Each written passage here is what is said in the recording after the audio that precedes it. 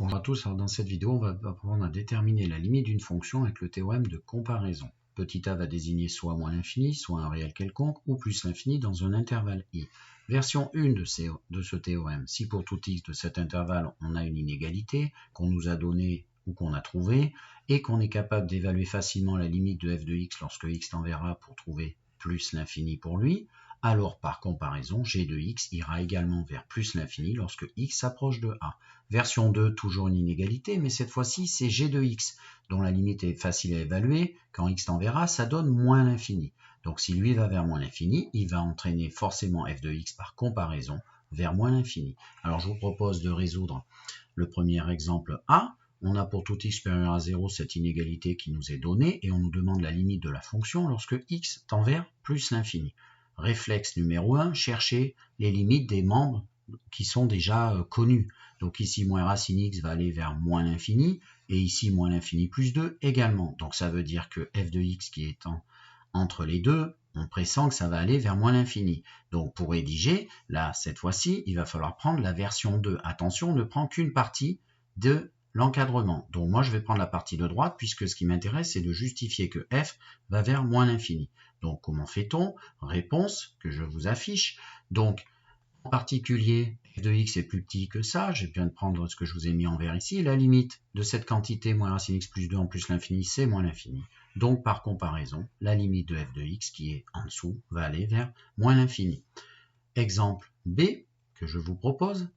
Donc on a cette fois-ci g de x qui est encadré par 1 sur x et 3 sur x, et on veut sa limite en 0+.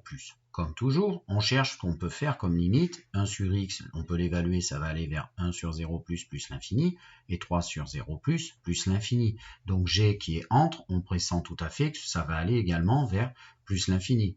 Donc il faut absolument qu'on prenne cette fois-ci, attention, la partie gauche de l'inégalité, de l'encadrement, l'inégalité qui est à gauche, que je vous ai passé en vert à l'instant.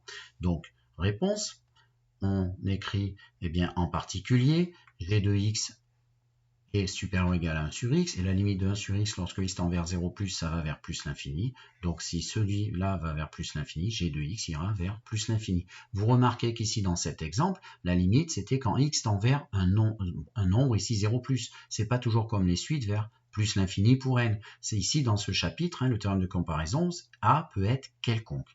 Troisième exemple que je vous propose de chercher, donc je vous propose la fonction h, donc h définie par h de x égale x facteur de cos x plus 3, et on veut sa limite en moins l'infini. Ah, cette fois-ci, il y a une petite différence, on ne sait rien sur h. Et c'est là que vous allez devoir apprendre, quand vous apercevez des cosinus ou des sinus, ce sont des quantités qui n'ont pas de limite, mais qui varient toujours dans la même fourchette de valeur, moins 1, 1. Et du coup, on va devoir trouver en préliminaire, il va falloir faire une étape supplémentaire, il va falloir essayer d'encadrer h. Donc, cosinus variant entre moins 1 et 1, si on ajoute 3 à une quantité qui varie entre moins 1 et 1, celle-ci, le crochet va donc se trouver varié entre 2 et 4. Ensuite, je vais faire fois x, et si je fais fois x, là je fais attention, ça se passe en moins l'infini, et du coup x contient une valeur négative, donc ça va changer l'ordre. On fait attention. Alors je vous affiche le début de la réponse. Donc qu'est-ce qu'on peut écrire? Pour tout x appartenant à R, cosinus entre moins 1 et 1, j'ajoute 3 pour essayer de me ramener à dire quelque chose sur ce crochet, donc ça va se retrouver le résultat entre 2 et 4, et si je veux faire apparaître ma fonction h, il faut que je fasse une multiplication par x à tous mes membres, entre la ligne 2 et la ligne 3. Fois x, je m'interpelle, ça contient un nombre négatif puisque l'action se passe vers moins l'infini, donc règle d'inégalité, ça change l'ordre. Attention, c'est juste pour être cohérent.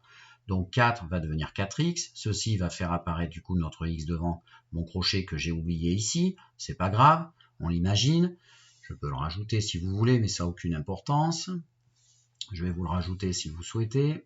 Allez, donc x facteur de, voilà, de ceci, ensuite 2x est donc le plus grand, et là j'ai fait ce qu'on appelle une réécriture, donc 4x plus petit ou égal à h de x, c'est mon expression, plus petit que 2x. Et maintenant, si je veux trouver la limite en moins l'infini, je vois bien que les deux termes extérieurs vont vers moins l'infini, il va encore falloir prendre plutôt cette partie droite de l'inégalité. Et donc, rédaction, en particulier, h de x est plus petit ou égal à 2x, la limite de 2x en moins l'infini, ça fait moins l'infini, donc la limite de h de x par comparaison fait moins l'infini.